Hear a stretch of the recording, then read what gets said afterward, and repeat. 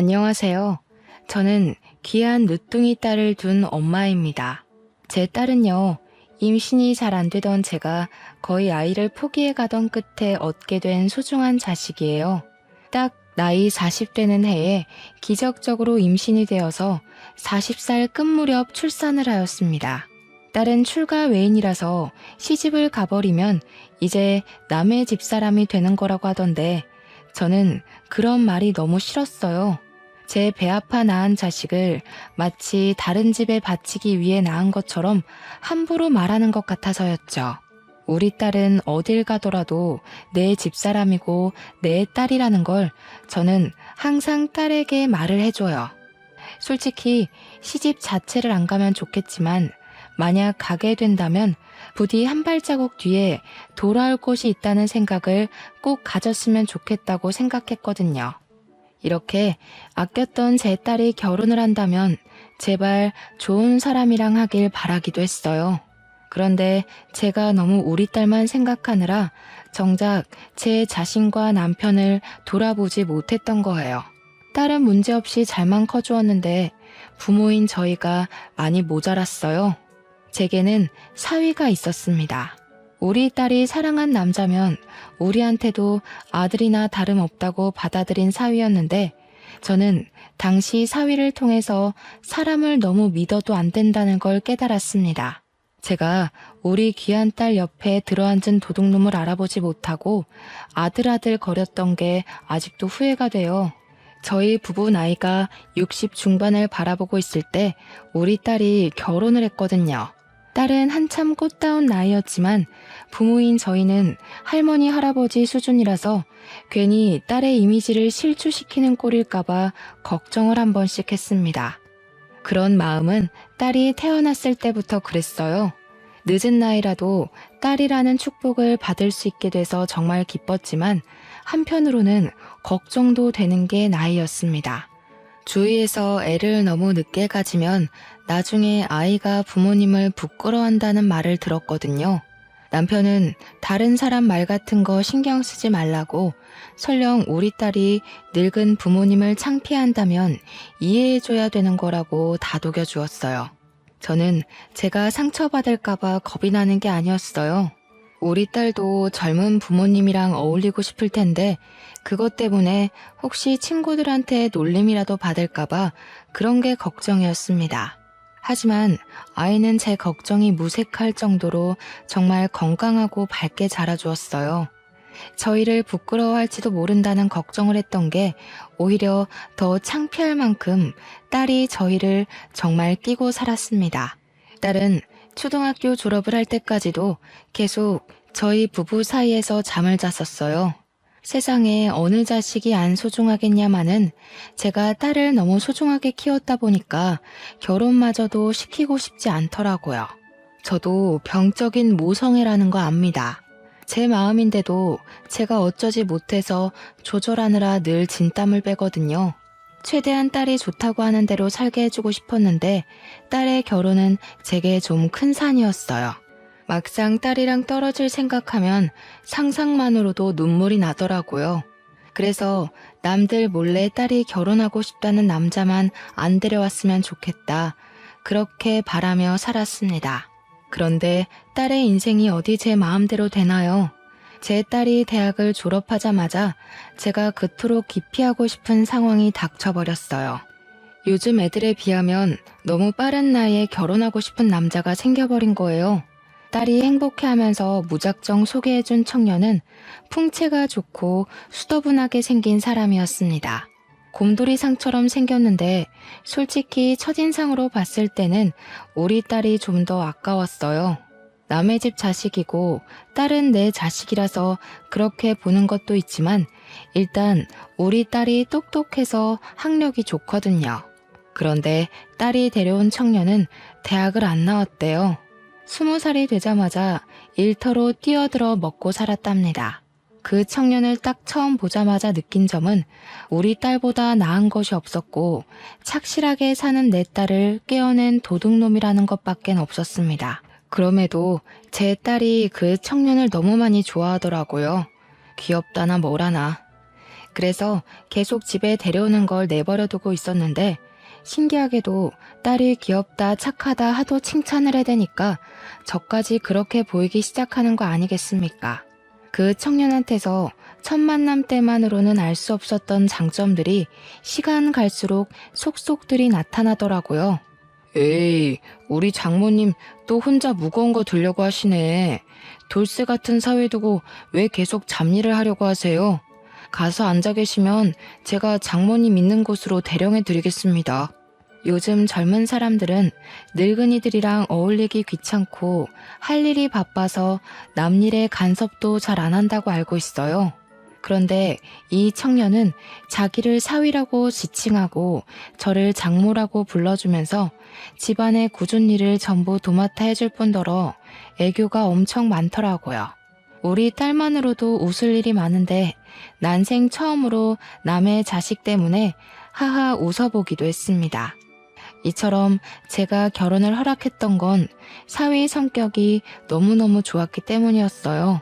사위의 다른 것이 전혀 안 보일 정도로 오로지 성격에만 매료가 되어버린 거죠. 그리고 이건 좀 나중에 들은 사실인데 사위가 우리 딸을 굶기지 않을 정도로 재력이 충분한 사람이더라고요. 가난한 사위라면 우리 딸이 같이 등골 빠지게 고생을 해야 되잖아요. 이왕 결혼하는 거 잘 사는 놈이랑 했으면 했는데 우리 사위가 딱 그 짝인 게 아니겠습니까? 그리고 무엇보다 제가 100점짜리 사위라고 생각했던 건 사위 사정을 들어보니 사위한테는 부모님이 안 계시는 것 같더라고요. 어릴 적 안 좋은 사고로 일찍 돌아가셨다고 했습니다. 그 사실이 너무 안타깝고 마음이 쓰였지만 다른 마음으로는 살짝 안심이 되었어요. 우리 딸이 시집살이로 고생하는 건 제가 절대 못 보거든요. 아마 사돈댁이 없어서 제가 사위를 더 따뜻한 마음으로 품지 않았나 싶습니다. 그리고 사위가 우리 남편한테 크게 점수를 따인 부분이 있는데요. 사위가 하는 일이 바로 골프장 사업이더라고요. 제 남편이 마침 골프광이라 부를 정도로 골프에 빠져 있는 사람입니다. 그런 상황에서 사위 사업장이 그렇다고 하니까 사위를 바라보는 남편 눈이 완전 빛이 나더라고요. 언제든지 말씀하세요, 장인어른. 제가 모시겠습니다. 제가 카운터에 장인어른 등록해 놓을게요. 장인어른 이제부터 공짜로 골프 치시는 거예요? 참, 이번에 장비도 바꿔보시는 게 어때요? 제가 이미 하나 마련해둬서 거절하시면 골프채가 주인 잃습니다. 엄마야, 세상에 어디서 이런 복덩이가 들어왔을까? 복덩이도 아니지, 완전 금덩이 수준이야, 금덩이. 역시 우리 딸이 보는 눈까지 이 애비를 닮아서는 신랑감 하나 잘 골라왔다. 아직 결혼한 것도 아닌데 사위는 저희한테 이미 사위나 다름없는 사람이었어요. 저희 집을 드나드는 것도 제법 자연스러워졌고 2달 정도 지났을 때는 저희 집에서 저녁을 먹고 가곤 했어요. 저는 우리 딸이 시집살이 안 하게 된 것처럼 사위한테도 처가살이 따위 모르게 하고 싶어서 올 때마다 잘해줬습니다. 그렇게 제 딸 결혼식이 임박할 동안 우리는 벌써 한 식구가 되어 있었죠. 결혼식 당일 막상 사돈 자리가 텅 빈 걸 직접 보니까 괜히 제가 마음이 안 좋더라고요. 사위도 결혼식 때는 마음이 싱숭생숭할 텐데 사위 기분도 걱정이 되었고요. 많은 사람들 앞이라고 속없이 싱글벙글 웃으면서 제 딸 손을 넘겨받는 사위를 보니 마음이 참 찡했습니다. 그런 사위를 보면서 저는 사위에게 엄마 같은 장모가 되어주겠다고 혼자 다짐을 했어요. 결혼식을 끝내고 애들은 따로 분가를 하였습니다. 그때가 되어서야 딸을 보낸다는 기분이 실감나더군요. 그렇다 하더라도 애들이 우리 집을 자기 집처럼 자주 찾아줘서 생각보다 쓸쓸하진 않더라고요. 사위가 좋은 사람인 걸 알고 있다 보니까 딸을 보낸 게 안심도 되었고요. 그런데요, 한 6개월 정도 지났을 때쯤이었어요. 딸이랑 사위랑 같이 저녁 식사를 하고 있는데 갑자기 애들이 황당한 소리를 하더라고요. 뜬금없이 합가를 하겠다고 하는 거 아니겠습니까? 들어와서 사는 거야 방이 없는 것도 아니라서 저희는 상관이 없는데 너무 갑작스러운 제안이라 좀 당황스러웠어요. 당연히 저는 좋았죠. 우리와 딸을 매일 볼 수 있으니까요. 그런데 얘들이 생활이 어려운 것도 아니고 애를 낳아서 맞벌이를 하는 것도 아닌데 갑자기 신혼 즐긴 지 1년도 안 돼서 합가하겠다고 하는 게 제 딴에는 살짝 이해하기 어려웠어요. 이가 엄마 해주는 밥이 더 맛있다잖아. 결혼 전부터 우리 집에서 밥 먹고 다니더니 완전 엄마 손맛에 길들여졌나 봐. 나보고 처가 가서 살자고 노래를 부르더라고. 예, 사실 맞습니다, 장모님. 제가 아주 지선이 못 살게 굴었어요. 지선이가 해주는 밥도 맛있긴 한데 장모님만큼은 아니더라고요. 자기 전에 장모님 해주는 시원한 국물 먹고 자면 다음날 아침까지도 개운하던데 그걸 못 잊겠기에 처가 가서 살자고 제가 졸랐어요. 듣자 하니 합가 제안은 사위가 먼저 언급한 듯 했습니다. 그 사실도 제게는 의외였어요.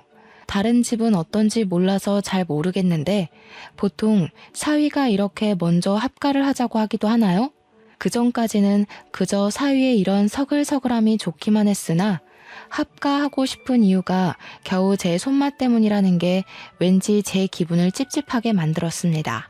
제가 글로만 쓰다 보니까 다들 저의 감정 변화가 너무 갑작스러워서 이해하기 어려우실 거예요. 그냥 제 기준에선 애들의 합가 이유가 납득이 잘 안 되었기 때문이에요. 물론 제가 좀 예민한 것일 수도 있죠. 하지만 먼저 말씀드리자면 이런 저의 촉은 훗날 어떤 불길을 암시하는 느낌이었다는 겁니다. 일단 저는 합가를 허락했어요. 딸 보낸 공허함은 다시 채워져서 좋으니 찝찝한 기분이 들더라도 좋은 게 좋은 거라고 생각하며 당장은 쉽게 흘러넘겼습니다. 사위는 합가를 하고 나서도 저랑 남편한테 엄청 사근사근하게 행동했어요. 애교도 많아졌고 먼저 우리한테 다가와 말동무도 해주기도 했습니다.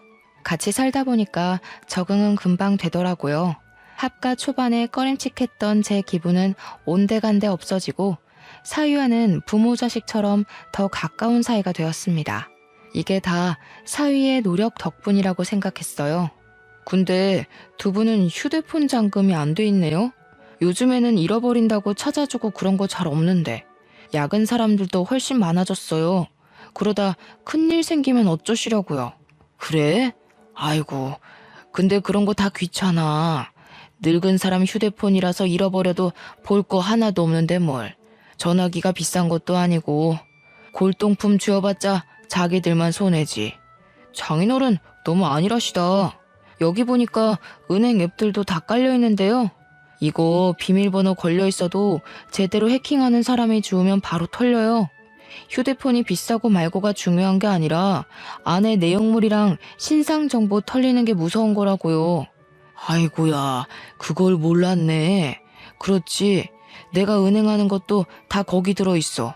얼른 잠가놔야겠다. 큰일 날 뻔했어. 강서방이 내 것 좀 설정해줘 봐라. 사위는 저랑 제 남편의 폰을 만지작거리면서 적당히 어렵지 않은 비밀번호로 휴대폰을 잠가주었습니다. 저도 남편처럼 휴대폰에 은행 앱이 깔려 있어서 남편과 똑같이 식겁했었어요. 사위 말을 듣고 그때라도 잠금해야 할 이유를 알게 되어 안심했습니다. 그리고 남편은 사위가 휴대폰을 만지는 김에 컬러링이랑 벨소리 좀 바꿔달라 부탁했고 사위는 제가 일어나 다른 일을 보는 동안에도 한참이나 남편의 휴대폰을 들고 있었습니다. 그런데 그 이후로 제가 좀 불편하게 느낀 게 하나 있었는데요. 남편이 휴대폰에 관해 모르는 걸 먼저 묻는 경우는 뭐 그럴 수 있다고 쳐도 화장실 가고 없는 남편의 폰을 허락 없이 만지면서 이것저것 살피는 사위 행동이 좀 그렇더라고요. 제가 더 거슬렸던 건 그런 행동이 한두 날이 아니었다는 겁니다. 왜 허락도 없이 남의 휴대폰을 거의 매일 만지는 거죠? 좀 이상하지 않습니까? 사위는 제 폰이랑 남편 폰이 덩그러니 놀고만 있으면 우리 걸 가져가서 한참을 만지작거렸습니다. 한 번은 집안일 하다가도 그게 너무 신경 쓰여서 뭘 그렇게 보냐고 물은 적이 있었어요. 사위 말로는 우리 휴대폰에 좋고 편한 설정 많은데 우리가 그걸 잘 이용 못하는 것 같아서 최대한 깔아준다고 살피는 거라 했습니다. 아니면 갤러리를 구경한다고 둘러대기도 했고요. 그땐 제가 휴대폰에 대해 뭘 모르니까 마음이 좀 개운하지 않더라도 그러려니 했습니다. 우리 사위가 남도 아니고 저희 휴대폰을 훔쳐가는 것도 아니지 않습니까? 제가 괜히 예민해서 한 번씩 이상한 경계심이 올라오는 거라고만 치부하고 또 찝찝함을 넘겨버렸어요. 그런데 한날 남편이 사위 따라 사위 골프장에서 골프를 치고 같이 귀가를 했는데요. 이번에는 아예 사위가 남편 폰을 들고서 들어오더라고요. 그 옆에서 남편은 표정이 어두워 있었는데 분위기가 심상치 않아 보여서 무슨 일이냐고 물었었습니다. 아니 글쎄 내 폰이 해킹당한 것 같아. 강서방이 급하게 봐주고 있긴 한데 어디 돈 빠져나간 건 아닌지 모르겠어. 뭐? 어쩌다가 해킹 그거 무서운 거 아니야? 아이고야 이거 큰일이다. 당신 적금 목돈도 다 전화기 안에 있잖아. 그래서 창고는 들렸어? 가서 돈 안 빠져나가게 통장이라도 정지시켜야지. 해킹이란 것은 제게 무척 낯설기도 했고 엄청 나쁘고 위험한 거라고 딱 그 정도만 알고 있어서 당시에는 정말 큰일이 난 줄 알았습니다. 아직 무슨 일이 났다고 사위가 말해주지도 않았는데 이미 남편 통장에 있는 생돈이 모두 날아가 버린 줄 알았죠. 제가 남편보다 더 심장이 벌렁거려서 딸이랑 같이 준비하던 식사도 놓고서 사위 옆에 붙어 있었어요. 지레 겁을 먹은 저와 남편과 달리 사위 표정과 목소리는 평온하기만 했는데요. 사위가 계좌 정지시킬 필요까진 없을 것 같다고 해서 우선 한숨 덜고는 있었습니다. 그러면서 사위는 남편한테 이것저것 눌러달라며 휴대폰을 근근히 내밀었고 생년월일, 주소, 주민번호 등 인적 사항을 물어봤습니다. 남편은 아무런 의심 없이 술술 불었고요. 방에서 민증까지 찾아와 사위에게 날름 주었어요. 남편도 일이 어떻게 돌아가는지 보기라도 하려고 돋보기를 끼고서 사위 하는 걸 유심히 지켜봤는데요. 나는 보더라도 아무것도 모르겠네. 일단 큰 문제는 넘긴 거 맞다니까 마음이 놓인다. 그래도 집에 똑똑한 강서방이 있어서 이런 것도 바로바로 해결되고 우리가 사위를 참 잘 뒀어.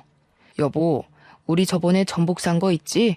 그거 좀 손질해서 강서방 좀 먹입시다. 남편이 속촉해도 심각한 와중에 허허 웃길래 제가 남편 등짝을 탁 때리며 어디 정신 빼놓고 있다가 해킹 당할 뻔한 위험까지 경냐면서 나무랐어요. 뒤늦게 남편한테 쓴소리 좀 할 수 있었던 건 사위 덕분에 그나마 불안을 내려놓은 후였기 때문이에요. 저와 남편이 투닥거리는 사이에 사위는 뭔가를 끝냈는지 남편에게 폰을 돌려줬는데요. 완벽하게 처리가 잘 된 줄 알았더니 사위가 뒤이어 하는 말에 우리는 다시 불안감을 떠안아야 했습니다. 급한 불은 껐는데 이런 게 한 번에 해결되는 건 아니고요. 며칠 주기로 계속 확인해야 되는 거라서요. 제가 나중에 다시 한번 말씀드릴 테니까 지금이랑 비슷하게만 도와주시면 돼요. 그래? 그럼 어디 돈 날리고 그런 거 아니야? 내가 가진 돈이 전부 전화기랑 다 연결되어 있거든. 그대로 있었어? 일단 지금은 그래요. 통장 같은 데는 전혀 문제가 없었고 대신 해킹 바이러스가 다른 방향으로 안에서 돌고 있을 수 있거든요. 갑자기 전화가 먹통이 될 수도 있고 문자나 인터넷 들어갔다가 해킹에 노출될 수도 있고요. 우선 장인어른이 이미 한 번 노출됐기 때문에 완벽히 안심하긴 일러요. 그 소리를 듣고 저는 다시 남편의 등짝을 팼습니다. 제 개인적인 적금은 제게 있지만 저희 현금 재산도 그렇고 공동명의 재산도 그렇고 대부분의 재산이 남편 손에 있었거든요. 남편도 겁에 질리긴 했는지 저한테 맞으면서도 사색이 되어 반응을 보이지 못했습니다. 사위는 난리가 난 저희더러 괜찮을 거라고 자기만 믿으라고 달래주었어요. 그 뒤로 사위는 남편보다 더 남편 폰을 많이 들고 있게 되었습니다. 한 번은 제가 우연찮게 사위하는 걸 본 적이 있었는데 사위가 아무렇지 않게 남편의 은행 앱에 접속해서 비밀번호를 치고 있더라고요. 사위가 가족이긴 하지만 솔직히 순간적으로 심장이 쿵 떨어지는 느낌을 받았어요. 어쨌든 피 한 방울 안 섞인 남이 우리 남편 통장을 아무렇지 않게 들락날락하니까 제가 다 당황스럽더라고요.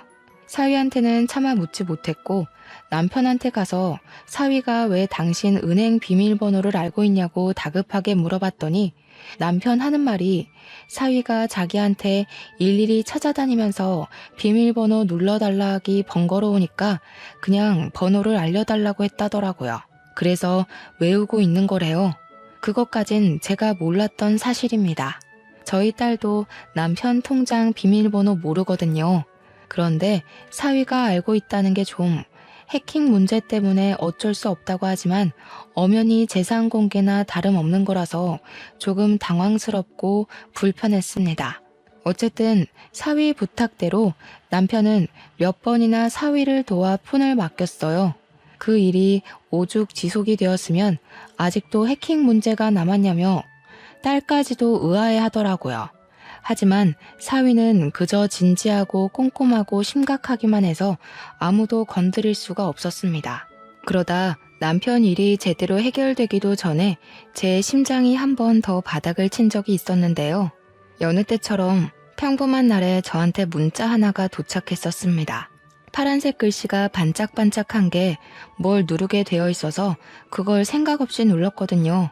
그런데 언제 나타났는지 갑자기 뒤에서 튀어나온 사위가 제 폰을 뺏으면서 막 열을 내며 침을 튀기는 겁니다. 장모님, 그런 거 함부로 누르시면 안 돼요. 아, 망했다. 장모님 폰까지 털린 것 같은데. 이런 게 제일 흔하게 해킹당하는 방법이라고요. 이거 빨리 알아봐야겠는데요? 뭐? 아유, 그럼 어쩌나? 어떻게 좀 해봐. 나는 그냥 뭘 눌러야 하는 건가 싶어서 생전 그런 게 안 오더니 왜 갑자기 그런 게 날라오고 난리래? 너네 장인어른 문제 때문에 혹시 나한테까지 날라오고 그럴 수 있는 거야? 그건 더 알아봐야 돼요. 아마 그랬을 수도 있고요.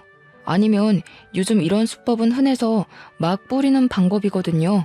잘 아는 사람들은 이미 의심부터 해서 웬만하면 안 누르는데 장모님은 모르셨으니까 어쩔 수 없죠. 남편을 나무랐던 게 고작 한 달 전일 때였는데 그걸 한심하게 봤던 제가 똑같은 짓거리를 저질러버린 셈이라 무척 당황스러웠습니다. 또 남편일 때보다 훨씬 큰 두려움도 다가왔죠.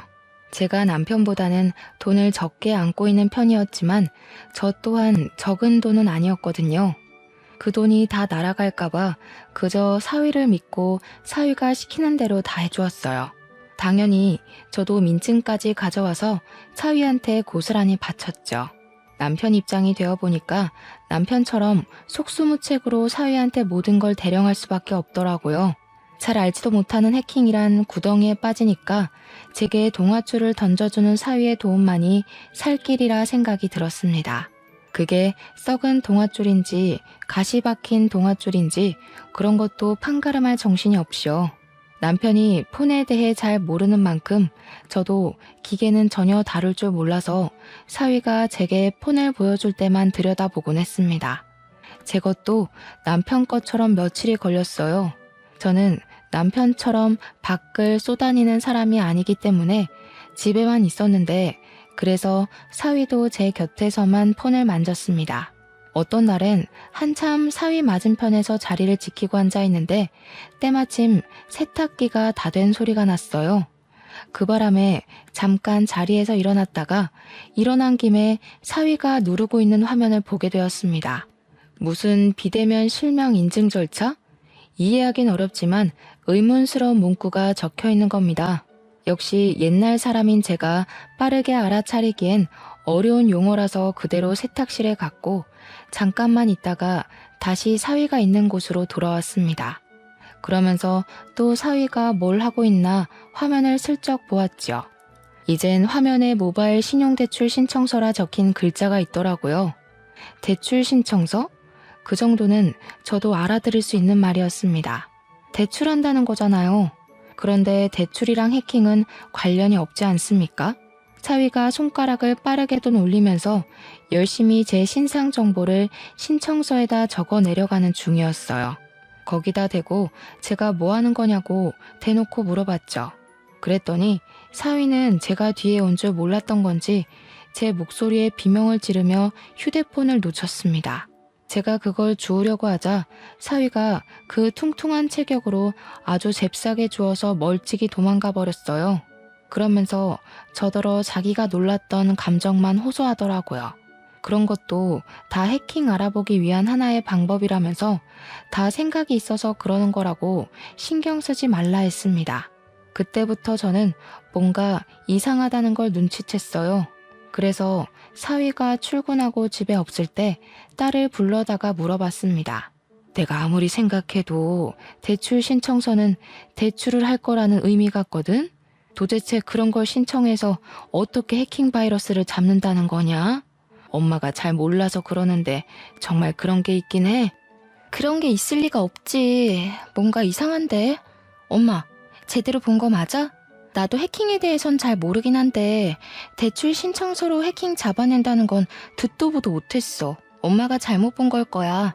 감히 장모 이름으로 대출 신청하는 사유가 어딨겠어. 아니라니깐. 이 엄마가 다른 건 다 안 좋아도 시력 하나는 건강하잖니. 정말 대출 신청이라고 돼 있었어. 네가 나중에 사위한테 슬쩍 한번 물어봐봐. 에이, 엄마는 아직도 사위가 어떤 사람인지 몰라? 그 순둥순둥한 사람이 어디 그런 꼼수를 부릴 만한 배짱이 되겠어? 말이 되는 소리를 해야지. 딸이 제 말을 믿지 않으며 설렁설렁 대응을 하길래 저는 난생 처음으로 딸에게 언성을 높이면서 똑똑히 봤다고 지금 엄마 바보 취급하는 거냐고 호소를 하였습니다. 절대 잘못 본 거 아니니 제발 좀 알아봐 달라고 사정까지 했어요. 그랬더니 딸은 제 반응에 당황해서 저를 달래주었고 이내 곰곰이 생각하더니 나중에 사위 오면 물어보겠다고 했습니다.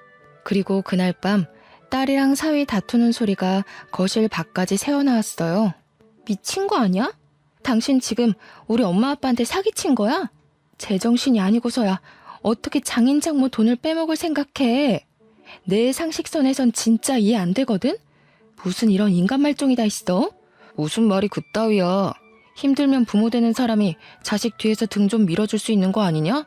장인 장모님이 사위 미천 대줄 능력이 안 되니까 대출이라도 받으려고 했던 건데 뭘 사기꾼이야. 야 미친놈아, 그게 사기꾼이야. 허락도 없이 돈 쳐 빼가는 게 사기지 뭐냐고. 이거 완전 도둑놈 새끼네. 진짜 기가 차서 웃음도 안 나온다. 당신 이거 우리 부모님 기만한 거야.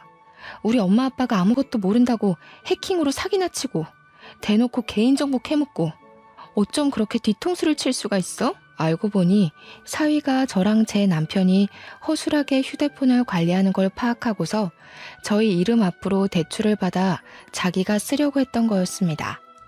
해킹을 당했다는 거는 역시나 아무것도 모르는 저랑 남편에게 거짓말을 한 것이었고 사위가 저랑 남편을 물로 보고서 대놓고 속여먹은 거였어요. 듣자 하니 이미 대출을 몇 번 받았더라고요. 액수가 한 6천만 원은 되는 것 같았습니다. 밖에서 기함을 하고 있는데 그 순간 방에서 무슨 뺨 갈기는 소리가 났고 저는 지체하지 않고 방에 들어갔습니다. 제 눈앞에는 바닥에 엎어져서 오른쪽 볼을 감싸고 있는 딸이 있었어요. 제 귀한 딸이 잘못 없이 쓰러져 있자 눈이 돌아버린 저는 저보다 훨씬 덩치 큰 사위에게 바로 덤벼들었습니다. 나약한 힘으로 사위를 힘껏 밀어버렸는데 그놈의 커다란 풍채 때문에 꼼짝도 안 하더라고요. 무슨 돼지 석상도 아니고 500년 묵은 나무도 아니고 어쩜 그리 타격을 안 입는 건지. 오히려 저한테 짜증이 난 사위가 저를 툭 밀어버렸습니다. 사정없이 넘어진 저는 주위 가구에 팔이 세게 부딪혔고 금이 갔는지 통증이 엄청났어요. 다른 생각도 못하고 그저 대굴대굴 구르기만 했습니다. 그때 딸은 저를 급히 살피면서 119를 불렀어요. 그러고는 사위에게 곧장 쌍욕을 해버렸죠. 나중에 119까지 들이닥치니 그제야 방에서 슬 나와 본 남편은 제가 다친 걸 보고는 얼른 쫓아와 부축을 해주었고 저희는 모두 병원으로 향했습니다. 물론 사위는 빼고요.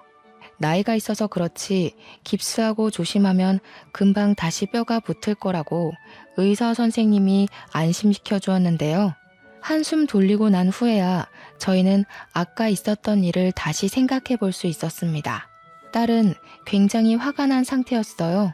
우선 자기 신랑이 우리한테 패기친 부분을 가장 크게 담아두고 있었어요. 딸은 집으로 돌아가는 길에 사위를 경찰에 신고해버렸습니다. 제가 딸을 잠시 말리면서 신고를 해버리면 너네 이혼할 수밖에 없다고 했더니 딸이 그딴 도둑놈 새끼랑은 못 산다고 당연히 이혼할 거라 하대요. 그래서 딸이 마음대로 하도록 저도 내버려 두었습니다. 사실 딸이 그렇게 말해주길 제가 기대했는지도 모르겠네요. 그렇게 바로 경찰서로 간 저희는 사위에게 무슨 짓을 당했는지 세 식구 다 진술서 작성하고 난 뒤에 사위를 만났습니다. 저는 둥그런 덩치를 하고서 작은 의자에 앉아있는 사위가 원망스러워서 후다닥 달려가 사위 등짝을 몇 대나 팼어요. 이 못난 놈, 못났다 못났어. 우리가 널 얼마나 믿었는데 네가 어떻게 우리한테 이럴 수가 있니? 그 착해 빠진 얼굴로 감히 어른을 놀려? 우리가 너한테 서운하게 한 게 뭐 있다고.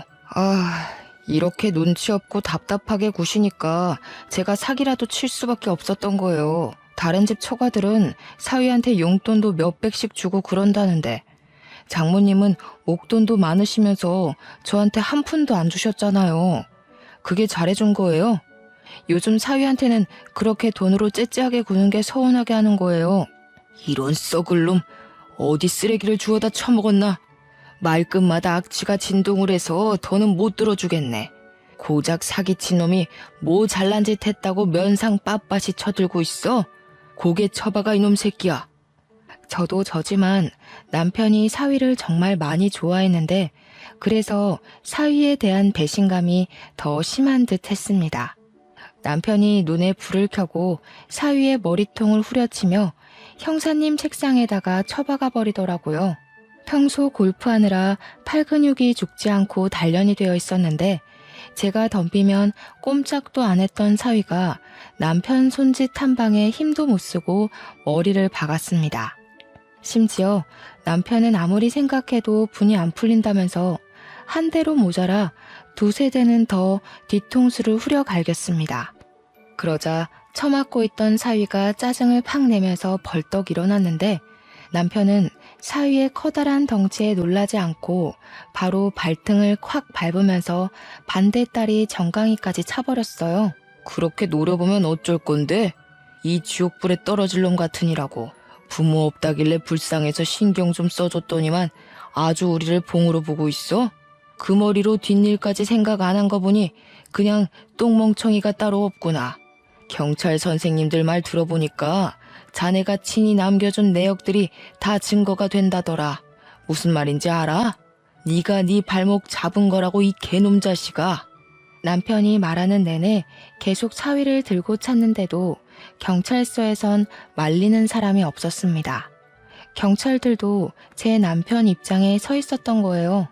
그 시간이 늦은 밤이라서 보는 눈이 적을 때였기에 경찰들이 눈을 감아준 게 아닌가 싶습니다. 그래서 저랑 딸이 그만 더러운 곳에 손 떼라고 말려줘서 남편이 겨우 참은 거였어요.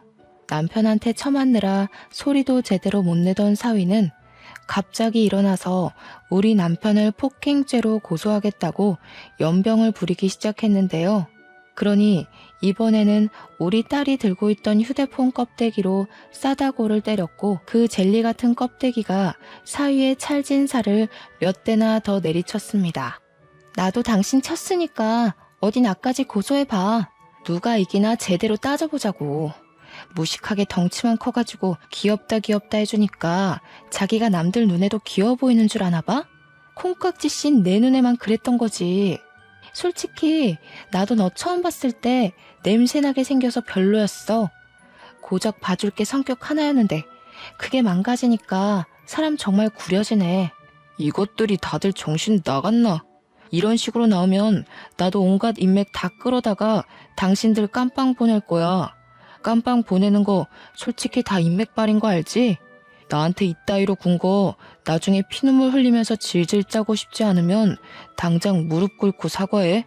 특히 니년부터 대가리 쳐 숙여. 하염없이 자그마한 저희들이 설치는 건 경찰이 눈을 감아줬는데 사위가 우리 딸에게 손을 들자 앞에 있던 형사가 벌떡 일어나서 사위 뒷덜미를 잡아 앉히더라고요. 경찰이 사위한테 닥치고 앉으라 하면서 사기친 게 뭐 자랑이라고 고소고소거리냐고 딱딱한 파일로 사위의 머리통을 몇 번이나 내리쳤습니다. 참, 그리고 이건 조사 과정에서 알게 된 건데요. 사위 부모님이 돌아가신 게 단순 사고인 줄만 알았더니 그게 아니더라고요. 두 분 다 극단적인 선택을 한 거였고 또 사돈 형제들 집안에는 감옥에 갔다 온 범죄자도 있다고 했습니다. 그건 사위가 숨겼던지라 딸도 전혀 몰랐던 사실이라고 합니다. 올바르지 않은 집안에서 자란 사위가 정상적이고 바르게 크는 건 좀 어려웠겠네요. 그러니 지금도 남의 등 처먹는 짓 하면서 살고 있는 거겠죠. 심지어 사위 건 줄 알았던 사위 골프장 있지 않습니까? 그것도 다 사기친 거였더라고요. 사실은 사위께 아니라 사위랑 같이 사람들 등 처먹는 짓 하는 양아치 동네 형이라 하대요. 저희한테 써먹은 수법처럼 나이 많은 사람들이 잘 모르는 휴대폰을 가지고 청산유수 말솜씨를 부려 등쳐먹고 돈 모아서 골프장을 유지하는 것 같았습니다. 우리 딸은 조사하면 할수록 사위가 자기한테 의도적으로 접근해서 일부러 성격 좋은 척 연기를 했던 거란 걸 알게 되었어요. 그러니 딸이 이거 완전 사기 결혼 아니냐고 머리 끝까지 화가 나서 사위를 한 대 더 쳤고 바로 사위에게 이혼 소송 및 사기죄로 고발을 해버렸습니다. 당연히 사위가 저희 몰래 빼간 돈 6천만 원도 정당하게 청구 요청에 받아낼 수 있었어요. 사위 때문에 다친 팔도 진단서만 제출하면 그에 대한 벌금을 물 수 있다고도 했습니다. 순식간에 모든 걸 잃게 된 사위는 뭔가 잘못 돌아간다는 걸 느낀 건지 그제야 저희 앞에 무릎을 꿇으며 급하게 사정하기 시작했습니다. 잠깐만요. 진정 좀들 하세요. 집안 문제를 왜 이렇게까지 끌고 가는데 우리끼리 대화로 잘 풀 수 있는 거잖아요. 6천만 원 그거 돌려드릴게요. 골프장이 제게 아니긴 해도 6천만 원은 빼내올 수 있어요. 그러니까 우리 서로 소송까진 가지 맙시다. 그래도 살아온 정이 있잖아요. 장인어른, 장모님, 저 아들 같다고 좋아해 주셨잖아요. 세상에 어떤 부모가 아들을 고소해. 아들 같은 소리 하네. 네가 내 딸 옆에 있을 수 있을 때나 아들이지.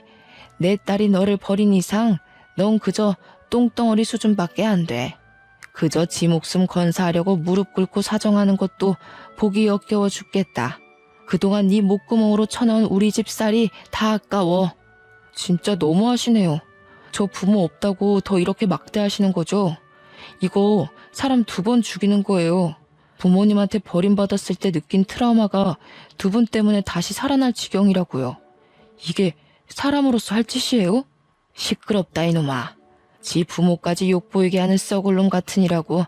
이 와중에도 그저 사기칠 생각밖에 안 하네. 살아보겠다고 어떻게 죽은 네 부모까지 이용해서 나불거려? 그래봤자 하늘이 알고 땅이 알아. 부모 없이 컸으면 더 정신 똑바로 차리고 살았어야지. 그러니까 너는 고작 사기꾼 나부랭이밖에 안 될 운명이었던 거다. 반성 같지도 않은 반성을 해놓고서 사위는 자기가 뭐 대단한 회유라도 보여주는 줄 아나 봅니다. 반성을 해줘도 난리냐고 다시 얼굴색이 돌변해서는 벌떡 일어나 저한테 따졌어요. 역정을 내면서 손찌검을 행사하려고 하길래 이제 그만 경찰한테 연행되고 말았습니다. 그대로 유치장에 수감이 되면서 저희한테 합의받을 기회마저 스스로 들고 차버린 거죠. 그리고 사위가 양아치 형님이랑 같이 운영해왔다던 그 골프장은 경찰들이 바로 압수수색을 나갔는데요. 세상이나 글쎄 그 골프장이 다른 골프장처럼 멀쩡한 곳은 아니더라고요. 법에 위반되는 불법적인 수단 등이 많았다고 했고 거기 신규 아르바이트생 말고 정직원으로 일하는 사람들은 조사를 들어가야 될 정도로 수상한 사람들이 많아서 다 잡혀갔다고 합니다. 당연히 골프장은 잠정적으로 운영 정지시켰고요. 무슨 깡패들 현금 세탁하는 곳으로 이용되고 있다고 했었나? 저는 경찰한테 자세히 전해 들어도 뭐 아는 게 없으니 그저 사위가 아주 못된 놈이었다는 것만 기억하고 있어요. 사위 포함해서 몇몇 우두머리들은 징역을 살게 되었다고도 들었습니다. 살면서 깡패를 만나게 되는 일도 드문데 깡패 같은 놈이 우리 사위로 왔다 갔으니 어디 쪽팔려서 이런 얘기를 할 수나 있을지 모르겠네요. 아무리 우리가 늙어서 세상 물정 잘 모른다고 하지만 우리 같은 노인네들도 한 시대에서 청춘을 보내온 사람들입니다. 우리가 젊었을 그 당시에도 마찬가지로 그때의 노인네들은 아무것도 몰랐어요. 그렇다고 사위처럼 젊은 나이 믿고 노인네들한테 사기치는 짓은 안 했다는 거예요. 사기는 그냥 사기일 뿐이에요.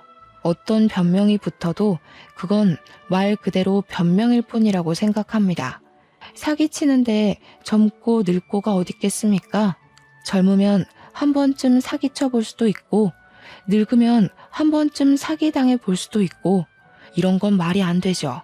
똑같은 인간인데 같은 땅덩어리에서 같은 목숨을 갖고 사는 사람이 그러면 안 되는 겁니다. 도대체 어떤 마음으로 살아야 사위처럼 결혼까지 해서 돈을 빼올 생각을 하는지 그건 아직도 이해하기 어렵고 잘 모르겠네요. 어쨌든 제 딸은 다행히도 이혼을 했다고 해서 그리 큰 타격을 받은 건 아니지 싶었어요. 친구들이랑 통화하면서 매일 밤 사위 욕을 하는 걸 들었거든요. 만약 재기할 수 없을 만큼 큰 상실감을 얻고 무너졌다면 훗날 이런 이혼 사실이 딸 인생의 트라우마로 남을 만큼 큰일이었다면 저렇게 다른 사람에게 쉽게 얘기하진 않지 않았을까 조심스레 생각해봅니다. 가끔씩 딸이 저랑 남편한테도 사위 욕을 하면서 정신 빠진 놈 데려와서 미안하다고 사과를 해줍니다. 이제는 만약 결혼 상대가 또 생긴다면 부부되는 기념으로 서로 같이 경찰서에서 명확하게 신원조회나 범죄 조회를 하고 난 뒤에야 결혼하겠다고까지 했어요. 우리 딸이 씩씩하게 마음을 정리한 것 같아서 저와 남편은 많이 안심했습니다. 당분간 딸은 자기 삶에 집중하고 싶다면서 소개팅이 들어오면 한 3년은 거절할 거래요. 그러면서 하는 말이 사실 결혼을 해보니까 좀 피곤하고 재미없더라면서 다시 솔로가 된 기분을 실컷 만끽하고 싶다네요. 저희야 뭐 딸의 의사를 존중해주니까 그저 딸이 웃을 수 있다는 것만으로도 더 바랄 게 없습니다. 그런데 한편으로는 정말 괜찮은 사위가 있다면 진짜 내 식구 잘 살아볼 수 있었을 텐데 하는 아쉬움은 있어요.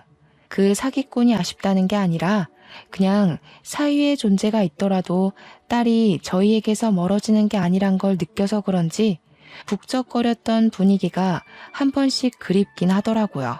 그렇다고 딸이 섣부르게 사윗감을 데려오는 건 또 안 바라네요. 참 욕심도 많죠? 어쨌거나 여러분들도 늘 스스로를 위해 너무 풀어지지 마시고 한 번씩 주의를 경계해보는 것도 나쁘지 않을 것 같아요. 이 사기꾼들도 만만한 사람한테 잘 들러붙더라고요. 우리 서로 조심해서 나쁠 것 없지 않습니까? 그럼 항상 좋은 일만 있으시고 몸 건강하시길 바라면서 저는 이만 쓰도록 하겠습니다. 감사합니다.